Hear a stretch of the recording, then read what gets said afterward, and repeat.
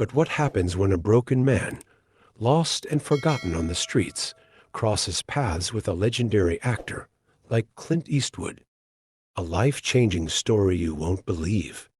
A chance encounter that changed everything. The man was starving. His stomach twisted in knots, a dull, relentless ache gnawing at him. 3 days without a real meal. 3 weeks sleeping behind a dumpster. 3 months since he'd last looked in a mirror and recognized the man staring back. Kevin's hands trembled as he clutched the cardboard sign, his last shred of dignity. Just $1, it read, the ink smudged from the sweat of desperation. But people didn't see him. They saw past him, like he was nothing more than a shadow on the sidewalk. It wasn't always like this. Kevin had once been proud of his life. A contractor by trade, he had built homes for others. But when the recession hit, it tore everything apart. The construction business collapsed, and with it, his savings, his house, and his sense of self-worth. He had tried to hold on for as long as he could, but now he was just another face in the crowd, ignored and forgotten. The weight of it all settled on him every time someone passed by. They didn't stop to look at him. They didn't see the man who once had a life, a purpose, a future. They just saw a bum with a sign. And that was all. Then he saw Clint Eastwood. It wasn't the way you'd expect to encounter a Hollywood legend. No flashing lights, no crowds of people begging for autographs. Clint Eastwood sat alone at a small cafe table on Melrose Avenue, his hands wrapped around a coffee cup as the sun cast long shadows across the pavement. His face had softened with age, the sharpness of his once cutting features dulled, but his presence was unmistakable. A quiet power radiated from him. He was a man who had lived through decades of history, who had seen and done it all, and somehow, even in his silence, he commanded the world around him. Kevin hesitated, his heart pounding. What was he thinking? A man like Clint Eastwood wouldn't have time for someone like him. But hunger has a way of eroding pride. 1,000 thoughts rushed through Kevin's mind as he stood there, debating with himself. Finally, he couldn't bear it anymore. He needed something. Anything. $1, a meal, a kind word, anything to keep him going for just one more day, taking a breath that felt heavier than it should. Kevin crossed the street, each step feeling like it weighed 1,000 pounds. His voice barely above a whisper, barely carried over the noise of the city as he said, "Sir, can you spare $1?" Clint's gaze slowly lifted, meeting Kevin's eyes with a steady, unwavering stare. For a long moment, neither of them said a word. The city continued around them, cars honking, people laughing, life going on as it always did. But in that instant, it felt like time had stopped. Then, instead of reaching for his wallet, Clint did something that took Kevin completely by surprise. He gestured to the empty chair across from him. "Sit down," Clint said, his voice calm but firm. "Let's talk." Kevin's heart skipped a beat. No one had asked him to sit down in a long time. People threw him spare change, leftovers from their meals if they acknowledged him at all. But this was different. This was a chance. A rare moment of humanity, a crack in the armor of indifference that surrounded him. Still, he hesitated. He couldn't understand why Clint Eastwood, of all people, would want to talk to him. "Are you serious?" Kevin asked, almost afraid to hope. Clint's eyes softened, and he nodded once. "You asked for $1. That means you need help. And help starts with a conversation."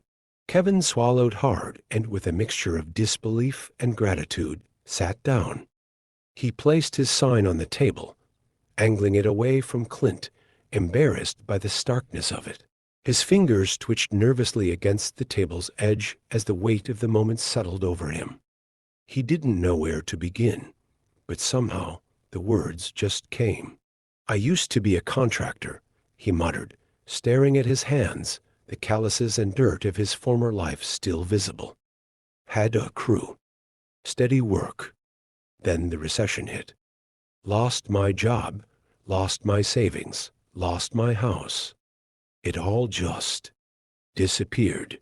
Kevin forced a chuckle, but it came out broken. Funny, right?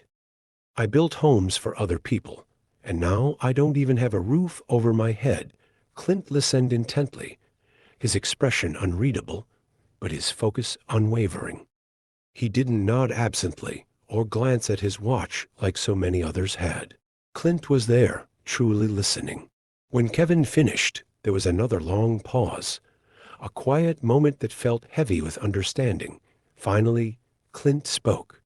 His voice was calm, measured, but there was a depth to it that cut through the noise of the world. "You know, Kevin," he said, his words deliberate, "I've played a lot of characters in my life, cowboys, soldiers, outlaws. And you know what I learned? The story isn't about where they start. It's about where they go next."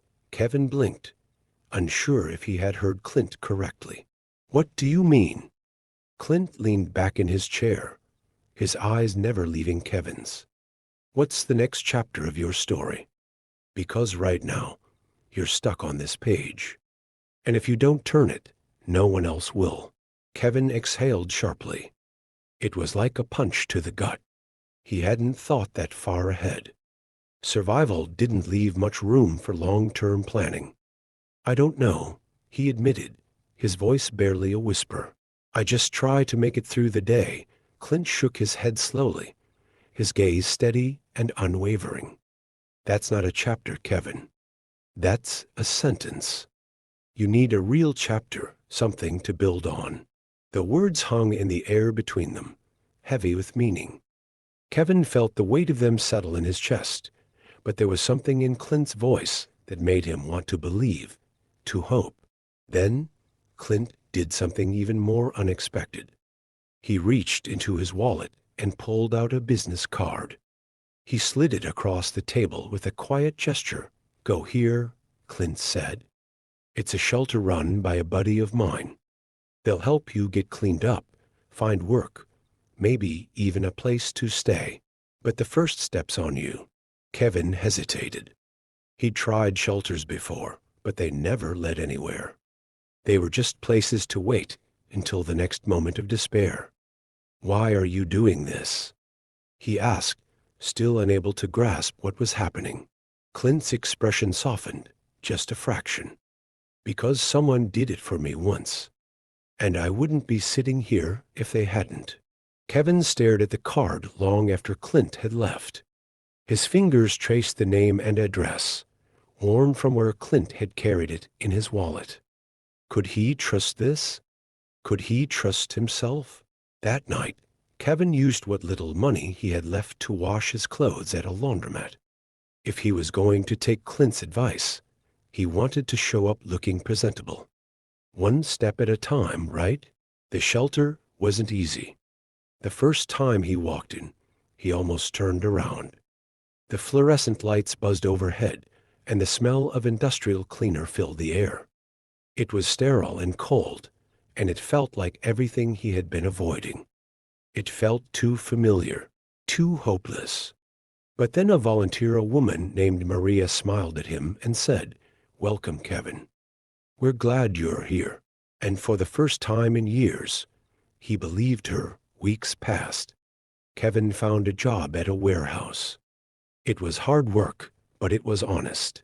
The shelter helped him save enough to move into a small apartment with 2 other guys in similar situations. Slowly, the pieces of his life started fitting back together. One night, after a long shift, Kevin sat at his tiny kitchen table and wrote Clint a letter. He didn't expect a response. He just wanted to say thank you. Months later, in a quiet office far from Melrose Avenue, Clint Eastwood opened an envelope. He read the words carefully, a faint smile tugging at the corners of his mouth. When he finished, he folded the letter neatly and placed it in a drawer filled with mementos from a lifetime of experiences. For Clint, it was never about recognition. It was about passing on the kindness someone once gave him.